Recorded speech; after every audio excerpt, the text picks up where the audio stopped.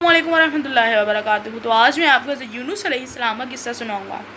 حضرت یونس علیہ السلام نینوا کی بستی کی طرف بھیجے گئے۔ ان کی تعداد 1,00,000 سے زائد تھی اور یہ لوگ ایمان نہ لاتے اور باقی قوموں کی طرح یونس علیہ السلام کو جھٹلاتے تھے۔ تو آپ علیہ السلام نے عذاب کی خبر دے کر غصے سے بستی سے چلے گئے۔ نینوا بستی کی طرف ایک بادل آیا اور وہ بڑا ہوتا گیا۔ اس بادل میں آگ کے شعلے دکھائی دینے لگے تو سب کے سب ایمان لے آئے اور توبہ کر کے بخشش طلب کرنے لگے۔ یہ بادل 3 دن تک رہا اور پھر اللہ نے انہیں معاف فرما دیا، اور یہ پہلی اور واحد قوم تھی جو پوری کی پوری مسلمان ہوگی، ورنہ باقی قوم میں سے کچھ منکر ضرور تھے۔ تو وہ آپ دیکھیں، تبھی لوگ یہ بھی کہہ رہے ہیں کہ کرونا وائرس جو ہے وہ توبہ سے ختم ہو سکتا ہے، کیونکہ تمام قوم جنہوں نے اپنے پیغمبروں کو جھٹلایا اور اللہ کے بارے میں برا بھلا کہا، نعوذ باللہ، تو حضرت یونس علیہ السلام کی قوم مشہور اس لیے ہے کیونکہ انہوں نے توبہ کر لی اور اللہ نے انہیں معاف کر دیا۔ اس لیے ہو سکتا ہے اللہ کو ہماری توبہ میں وہ سچائی نہیں نظر آ رہی ہو، تو اگر اللہ سے سچے دل سے توبہ کریں گے تو یہ آزمائش بھی ہمارے اوپر سے ہٹ جائے گی۔ خیر، آگے قصے کی طرف بڑھتے ہیں۔ مگر اللہ نے حضرت یونس علیہ السلام کو عذاب کی خبر دینے کی اجازت دی تھی مگر بستی چھوڑنے کی اجازت نہیں دی تھی۔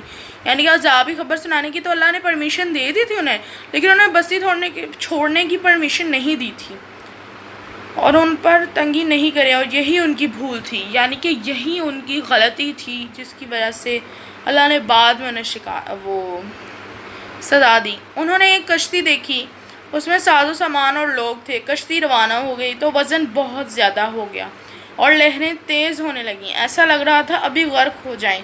انہوں نے اپنا سامان پھینک دیا مگر پھر بھی وزن کم نہ ہوا۔ انہوں نے کہا کہ وزن کم نہیں ہو رہا، مجبوراً کسی کو پھینکنا پڑے گا، اور انہوں نے کوڑا ڈالا۔ کوڑا یعنی کہ قرآن دازی جس طرح سے ہوتی ہے، پرچیاں لکھتے ہیں نام اور پھر ان پرچی کے اندر سے نکالتے ہیں جن کا نام ہوتا ہے، یعنی کہ ایسے انہوں نے کوڑا ڈالا، پرچی نکالی۔ کوڑے میں حضرت یونس علیہ السلام کا نام آیا۔ انہوں نے کہا یہ تو نیک ہیں، انہیں رہنے دو۔ دوسری دفعہ بھی ان کا نام آیا۔ جتنی دفعہ وہ کوڑا ڈالتے انہی کا نام آتا، یعنی کہ اللہ نے انہیں سزا دینی تھی، اس وجہ سے اللہ خود ہی کر دیتا ہے کہ انہوں نے بار بار ان کا نام آیا، بار بار، بہت دفعہ۔ تو انہوں نے یونس علیہ السلام کو سمندر میں پھینک دیا۔ انہیں ایک شارک نے اپنے منہ کے اندر ڈال دیا۔ شارک کتنی بڑی ہوتی ہے سمندر میں، انسان کو کھا جاتی ہے، انہوں نے اندر منہ میں ڈال لیا۔ اللہ نے اسے حکم دیا کہ انہیں کھانا نہیں اور نہ ہی کوئی نقصان پہنچانا، یعنی کہ وہ شارک جو تھی اس نے اپنے منہ میں ایسے ضرور ڈال لیا تھا مگر اس نے انہیں کوئی نقصان نہیں پہنچایا، نہ ہی کھایا، چبایا اور مارا، کیونکہ اللہ نے اسے اجازت نہیں دی تھی۔ آپ علیہ السلام کو اپنی غلطی کا احساس ہو گیا تھا کہ انہوں نے اللہ کی اجازت کے بغیر کوئی کام کیا، تو انہوں نے اللہ کی تسبیح کی اور کثرت سے آیت کریمہ کا ورد کیا۔ آیت کریمہ اس لیے اگر کوئی حاجت پیش آئے یا کوئی مصیبت پیش آئے تو اکثر لوگ 1,15,000 بار، 25,000 بار، 50,000 بار اس کا ورد اپنے گھر میں ضرور کرواتے ہیں، اور یہ ہمیں یاد بھی ہونا چاہیے۔ کوئی بھی مصیبت آئے تو یہ کثرت سے پڑھنا چاہیے۔ اور میں آپ کو ایک دفعہ سنا بھی دیتا ہوں۔ بسم اللہ الرحمن الرحیم۔ لا الہ الا انت سبحانک انی کنت من الظالمین۔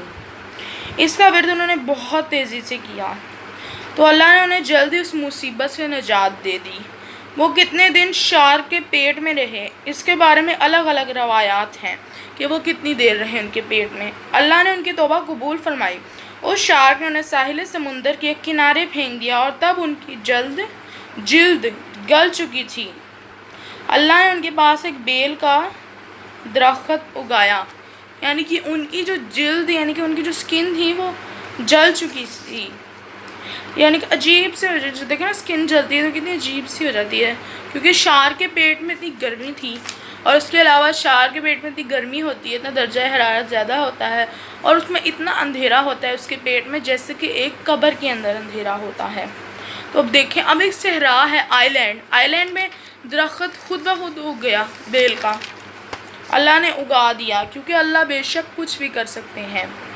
انہوں نے وہ اس لیے اگایا کیونکہ اس کے پتے چوڑے ہوتے تھے تاکہ آپ علیہ السلام اس درخت کے سایہ کے نیچے رہیں اور اس کی خوشبو سے انہیں راحت ملے۔ اور ایک بکری آتی جو کہ اسے آپ علیہ السلام بکرے سے آپ علیہ السلام دودھ پی لیتے۔ اب وہ اتنے طاقتور ہو گئے تھے کہ چل پھر سکیں، اور اللہ نے انہیں پھر سے اپنی قوم کی طرف بھیج دیا۔ اور یہ تھے حضرت یونس علیہ السلام۔ ہمیں اس سے کیا معلوم ہوا؟ ہمیں اس قصے سے یہ معلوم ہوا کہ ہمیں کبھی یہ نہیں سوچنا چاہیے کہ گناہ کر کے اللہ سزا نہیں دیں گے، اور توبہ کرتے رہنا چاہیے، کیونکہ پیغمبر جو ہیں وہ ہر کام اللہ سے پوچھ کے کرتے ہیں، اور ان کی چھوٹی سی غلطی بھی اللہ کے دربار میں بہت بڑی کنسیڈر ہوتی ہے۔ وہ اس لیے کیونکہ وہ عملی نمونہ ہے، یعنی کہ کیونکہ ان کی اتنی بڑی غلطی اس لیے ہوتی ہے، چھوٹی سے چھوٹی غلطی بھی، کیونکہ انہیں دیکھ کر لوگوں نے سیکھنا ہوتا ہے، یعنی کہ اگر وہ خود پرفیکٹ ہوں گے تو تبھی وہ لوگوں تک اچھا پیغام پہنچا سکیں گے، لوگ ان سے متاثر ہوں گے۔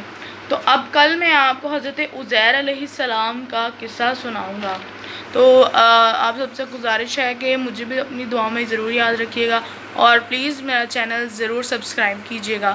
کل تک کے لیے اللہ حافظ۔